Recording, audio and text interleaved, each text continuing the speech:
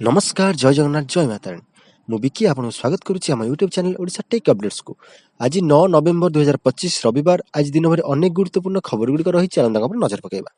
भिडियोटी आरंभ करने पूर्व से गोटे अनुरोध, जदि आप प्रथम थर आम चैनल को आसते चैनल को सब्सक्राइब करेंगे। जब भिडियो भल लगे तो लाइक करने को भूलें। नंबर 1 डायबिटीज रोगी को अमेरिका मना। जदि आप डायबिटीज बा मधुमेह रोग पीड़ित ताहले आपण अमेरिका जाइपारिबे नाही। एमिति किछि नियम आनिबा को जाउछि ट्रम्प प्रशासन। अमेरिकार एभली अजब नीति को नहीं अंतर्जातीय स्तर में आरंभ हो गलानी चर्चा।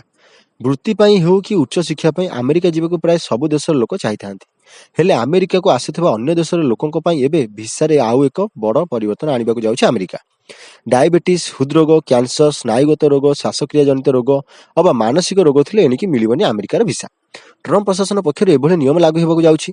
एभली रोगी को ग्रीन कार्ड बा अमेरिकार नागरिकत्व मध्य प्रदान करा जिवो नाही बोली व्हाइट हाउस कर्तृपक्षों पक्षरु सूचना मिलिछि। नंबर 2 गुंडीचा मंदिर दलचकटा घटना 6 पुलिस अधिकारी निलंबित। रथयात्रा बेले गुंडीचा मंदिर दलचकटा घटना कार्यानुष्ठान सुपारिश करा जायछि। 29/6/2025 रथयात्रा दिन दलचकटा होइथिला। उन्नयन कमिशन तदंत रिपोर्ट आधार कार्यानुष्ठान सुपारिश करा जायछि। 7 पुलिस अधिकारी को एथिपाई दायी करा जायछि। 7 जन पुलिस कर्मचारी कार्य अवहेला करथिबा रिपोर्ट रे उल्लेख रहिछि। सेमाने हेले कमांडेंट अजय कुमार पाढ़ी, डीसीपी विष्णु प्रसाद पलित, कमांडेंट तापस दास, केके नायक, डीएसपी प्रशांत साहू, सुशांत साहू, कमांडेंट शारदा दास दायी बोली दर्शा जायछि। गृह विभाग अतिरिक्त सचिव डीजी और आईजी पुलिस को एने चिट्ठी लिखिछन्ति। नंबर 3 बीजेडी नेता घरे IT raid. Nuapada Khariar road रे बीजेडी नेता घरे आईटी रेड होईछि। नुआपड़ा खरियार रोड रे बीजेडी नेता मोहम्मद जुनेद को घरे आईटी रेड होइथिबा सूचना मिलिछि। कांग्रेस छाड़ी बीजेडी रे शामिल होइथिले जुनेद। नंबर 4 आसंता डिसेम्बर 1 रु संसदर शीतकालीन अधिवेशन। डिसेम्बर 19 जाए चलिब संसद अधिवेशन प्रसंग केंद्र संसदीय व्यापार मंत्री किरण रिजिजू देइछन्ति सूचना। शीतकालीन अधिवेशन लगी राष्ट्रपति देइछन्ति स्वीकृति। संसद अधिवेशन अनेक गुरुत्वपूर्ण प्रसंग हेबा आलोचना। रिजिजू कहिछन्ति एही अधिवेशन विभिन्न दृष्टि गुरुत्वपूर्ण हेबो, एथिलागि समस्त दलर सहयोग कामना करा जाउछि। नंबर 5 2026 आईपीएल खेलिबे धोनी। आसंता वर्ष आईपीएल में महेंद्र सिंह धोनी खेलिबार संभावना देखा देइछि। से 2026 आईपीएल उपलब्ध हेबे बोली चेन्नई सुपर किंग्स को जणाइछन्ति। शुक्रवार चेन्नई सुपर किंग रो सीईओ काशी विश्वनाथन ए विषय रे स्पष्ट करिसन्ति। आसंता ऋतुरे महेंद्र सिंह धोनी उपलब्ध हेबे बोली हमको जणाइथिबा विश्वनाथन कहिसन्ति। अगस्त रे से यूट्यूब वीडियो रे एक प्रश्न करिथिले धोनी आईपीएल 2026 रो निष्पत्ति डिसेम्बर रे नेबे। धोनी मध्ये एभली समान उत्तर सबुबेले रखुथिले। एबेठू किछि निष्पत्ति नेउनी, डिसेम्बर भितर निष्पत्ति नेबे बोली धोनी कहउथिले।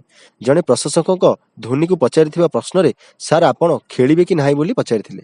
धोनी यार उत्तर रे कहिथिले मो आंठुरे जंत्रणा हेउची, तार ध्यान नेबी कि नाही। गत आईपीएल रे धोनी निम्न क्रम रे बैटिंग को आसुथिले। आंठु अस्त्रोपचार होइथिबारे से बेसी दौड़ु नथुले।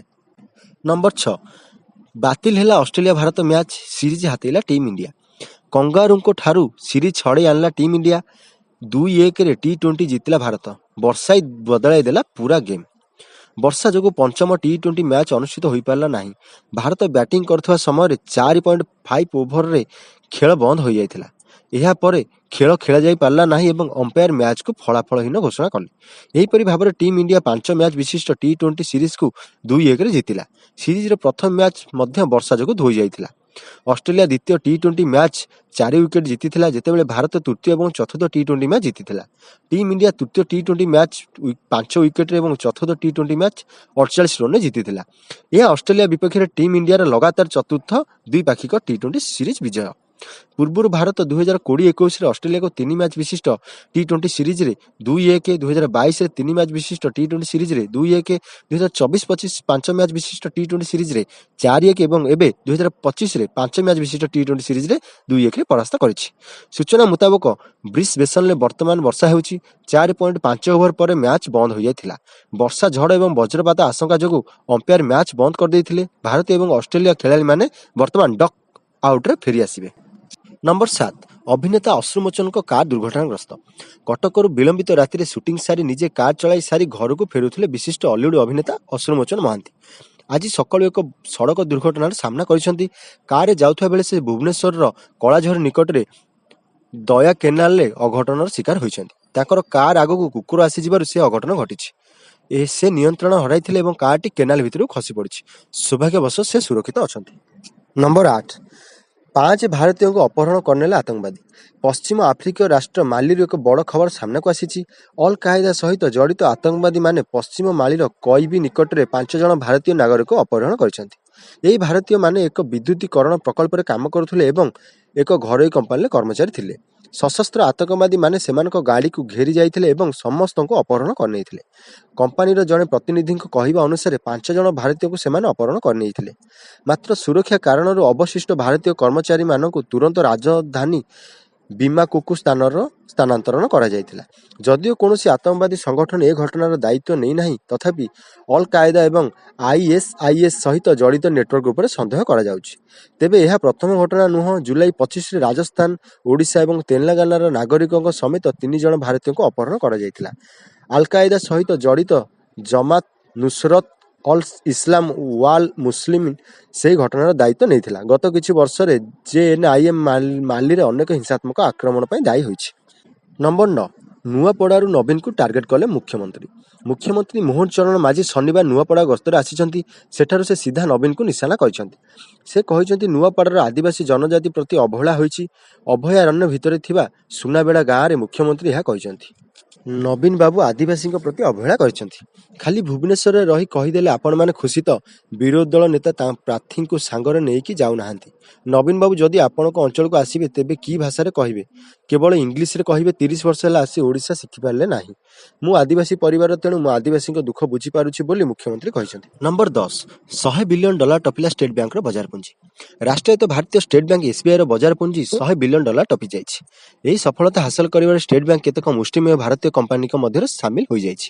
ପୂର୍ବରୁ ଏହି ତାଲିକାରେ Reliance industry, TCS, Airtel, HDFC ଓ ଆଇସିଆଇସି ବ୍ୟାଙ୍କ ଥିଲେ। ଏହି ସଫଳତା ସହ ଷ୍ଟେଟ୍ ବ୍ୟାଙ୍କ ଆସନ୍ତା 2030 ସୁଦ୍ଧା ବିଶ୍ୱର ଶ୍ରେଷ୍ଠ 30ଟି ବ୍ୟାଙ୍କ ମଧ୍ୟରେ ସାମିଲ ହେବା ପାଇଁ ଲକ୍ଷ୍ୟ ରଖିଛି।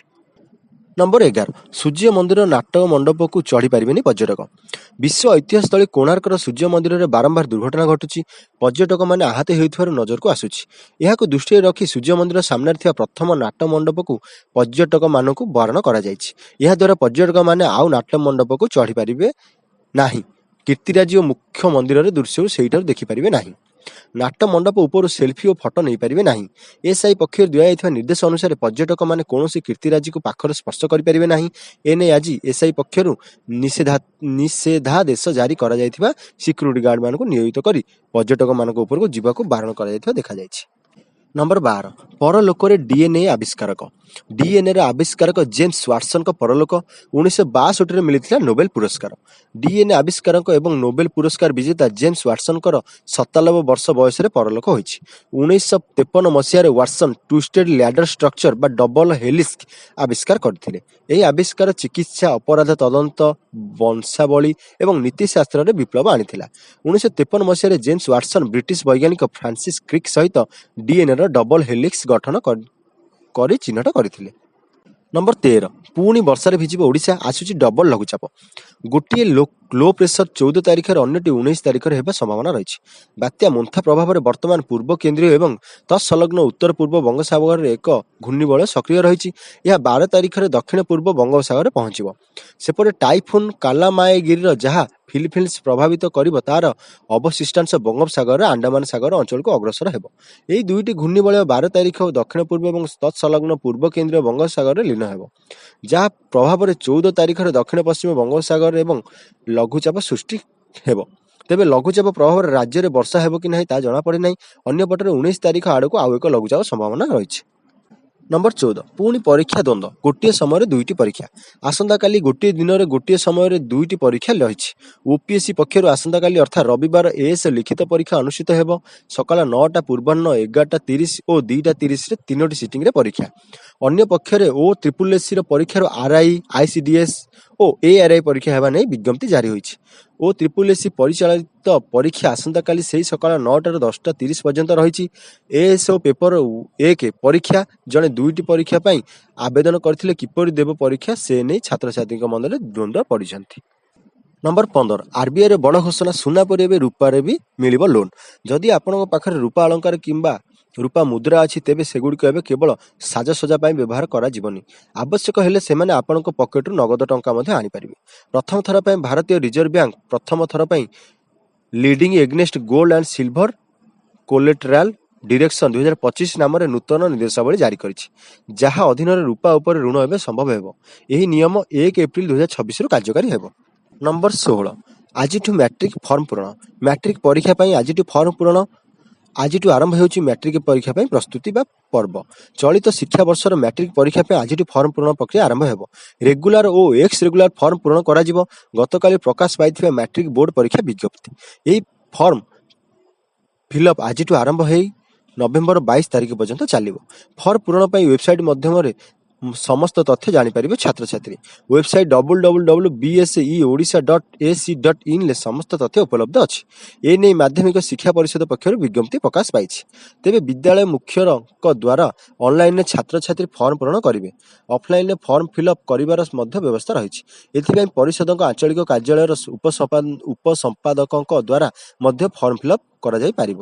ଏହି ସମୟ ମଧ୍ୟରେ ପତ୍ର ବିନିମୟ ମାଧ୍ୟମରେ ଶିକ୍ଷା ଗ୍ରହଣ କରୁଥିବା ଛାତ୍ରଛାତ୍ରୀ ବି ପରୀକ୍ଷା ପାଇଁ ଫର୍ମ ଫିଲ୍ଅପ୍ କରିପାରିବେ। ନମ୍ବର 17, କଟକରେ ପୁରୁଣା କୋଠା ଭୁଶୁଡ଼ିଲା, ଚାଲିଗଲା 3 ଜଣଙ୍କ ଜୀବନ। କଟକ ଜିଲ୍ଲାରେ ପୁଣି ଅଘଟଣ ଘଟିଛି। କୋଠା ଭୁଶୁଡ଼ି 3 ଜଣଙ୍କ ମୃତ୍ୟୁ ଘଟୁଛି। ମଣିସାଉ ଛକ ନିକଟରେ ଥିବା ହାଡ଼ିବନ୍ଧୁ ସ୍କୁଲ ନିକଟରେ ପୁରୁଣା କୋଠା ଭୁଶୁଡ଼ିବାରୁ ବସ୍ତିରେ ରହୁଥିବା 3 ଜଣଙ୍କର ମୃତ୍ୟୁ ଘଟିଛି। ଏହି ଦୁର୍ଘଟଣାରେ ଜଣେ ମହିଳା ଓ ଜଣେ ଶିଶୁ ଆହତ ହୋଇଛନ୍ତି। ସେମାନଙ୍କୁ ଡାକ୍ତରଖାନାରେ ଭର୍ତ୍ତି କରାଯାଇଛି। ମୃତକମାନଙ୍କର ପରିଚୟ ମିଳିପାରି ନାହିଁ। ଘଟଣାସ୍ଥଳରେ ଅଗ୍ନିଶମ ବାହିନୀ ପୁଲିସ ଉପସ୍ଥିତ ଥିଲାବେଳେ ଉଦ୍ଧାର କାର୍ଯ୍ୟ ଜାରି ରହିଛି। କମିଶନରେଟ୍ ପୁଲିସ କହିଛି, ଆଜି ଅପରାହ୍ନ 4:45ରେ ମଣିସାଉ ଛକ ନିକଟରେ ଥିବା ଏକ ଆପାର୍ଟମେଣ୍ଟର ଅଂଶବିଶେଷ ଭୁଶୁଡ଼ିଥିଲା। ଭୁଶୁଡ଼ିଥିବା ଛାତର ଅଂଶବିଶେଷ ନିକଟରେ ଥିବା ବସ୍ତିର ଘର ଉପରେ ପଡ଼ିଥିଲା। ଫଳରେ ଯେଉଁ ଛୋଟ ଘର ଅବଶେଷ ପଡ଼ିଥିଲା, ସେଠାରେ ଏକ ପରିବାର ରହୁଥିଲେ। ଦୁର୍ଘଟଣା ସମ୍ପର୍କିତ ଖବର ପାଇ ଅଗ୍ନିଶମ ବାହିନୀ ଓ ପୁଲିସ ପହଞ୍ଚିଥିଲେ। ସ୍ୱାମୀ, ସ୍ତ୍ରୀ, ଜଣେ ମହିଳା ଓ 2ଟି ଛୋଟ ପିଲାଙ୍କୁ ଉଦ୍ଧାର କରାଯାଇ କଟକ ବଡ଼ ଡାକ୍ତରଖାନାରେ ନିଆଯାଇଥିଲା। ସେଠାରେ ବାପ, ମା ଓ ଜଣେ 5 ବର୍ଷର ଶିଶୁଙ୍କୁ ଡାକ୍ତର ମୃତ ଘୋଷଣା କରିଥିଲେ। ନମ୍ବର 18, ନୂଆପଡ଼ାରେ ମୁଖ୍ୟମନ୍ତ୍ରୀ ମୋହନ ଚରଣ ମାଝୀଙ୍କ ରୋଡ୍ ଶୋ। ବିଜେପି ପ୍ରାର୍ଥୀ ଜୟ ଢୋଲକିଆଙ୍କ ପାଇଁ ମାଗିଲେ ଭୋଟ। ନୂଆପଡ଼ାରେ ମୁଖ୍ୟମନ୍ତ୍ରୀ ମୋହନ ଚରଣ ମାଝୀଙ୍କ ରୋଡ୍ ଶୋ। ବିଜେପି ପ୍ରାର୍ଥୀ ଜୟ ଢୋଲକିଆଙ୍କ ପାଇଁ ଭୋଟ ଭିକ୍ଷା କରିଛନ୍ତି ମୁଖ୍ୟମନ୍ତ୍ରୀ। ନୂଆପଡ଼ାରୁ ଖରିଆର ରୋଡ୍ ପର୍ଯ୍ୟନ୍ତ ହେଉଛି ରୋଡ୍ ଶୋ। ଏଥିରେ ବିଜେପି ରାଜ୍ୟ ସଭାପତି ମୋହନ ସାମଲ, ମନ୍ତ୍ରୀ ସୁରେଶ ପୂଜାରୀ, ବରିଷ୍ଠ ନେତା ବସନ୍ତ ପଣ୍ଡା, ସାଂସଦ ମାଳବିକା ଦେବୀ ସାମିଲ ହୋଇଛନ୍ତି। ବିଭିନ୍ନ ସ୍ଥାନରେ ଜୟ ଢୋଲକିଆଙ୍କ ପାଇଁ ପ୍ରଚାର କରିଛନ୍ତି। ସେ ଆଦିବାସୀ ହୋଇଥିବାରୁ ଆଦିବାସୀଙ୍କ କଥା ବୁଝିବେ, ସେମାନଙ୍କ ସମସ୍ୟାର ସମାଧାନ ଦିଗରେ ପଦକ୍ଷେପ ନେବେ ବୋଲି କହିଛନ୍ତି ମୋହନ ମାଝୀ। ଜୟ ଢୋଲକିଆଙ୍କୁ ଆଗାମୀ 3.5 ବର୍ଷ ନୂଆପଡ଼ାବାସୀଙ୍କ ସେବା କରିବାକୁ ସେ ଅପିଲ କରିଛନ୍ତି। ନୂଆପଡ଼ା ସହ ସେ ସବୁବେଳେ ଅଛନ୍ତି ବୋଲି କହିଛନ୍ତି ମୁଖ୍ୟମନ୍ତ୍ରୀ।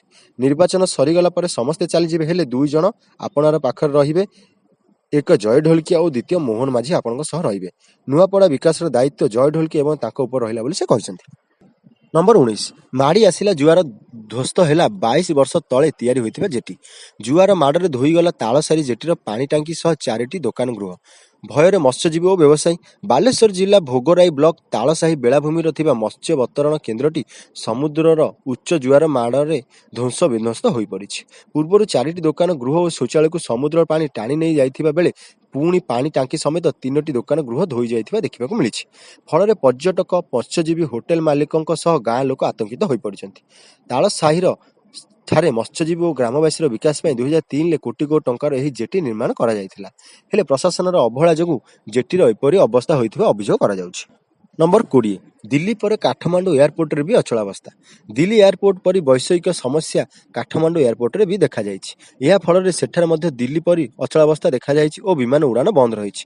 କାଠମାଣ୍ଡୁର ବ୍ୟସ୍ତବହୁଳ ତ୍ରିଭୁବନ ଅନ୍ତର୍ଜାତୀୟ ବିମାନ ବନ୍ଦରରେ ରନୱେ ଲାଇଟରେ ଯାନ୍ତ୍ରିକ ତ୍ରୁଟି ଯୋଗୁଁ ସମସ୍ତ ଅସୁବିଧା ଏବଂ ବାହାରୁଥିବା ବିମାନ ବନ୍ଦ କରାଯାଇଥିବା ବିମାନ ବନ୍ଦରର ଅଧିକାରୀମାନେ କହିଛନ୍ତି ଯେ ସମସ୍ୟାର ସମାଧାନ ନ ହେବା ପର୍ଯ୍ୟନ୍ତ ବିମାନ ଚଳାଚଳ ସ୍ଥଗିତ ରହିବ। ଆଜି ପାଇଁ ଏତିକି, ଦେଖାହବ ପରବର୍ତ୍ତୀ ଭିଡ଼ିଓରେ।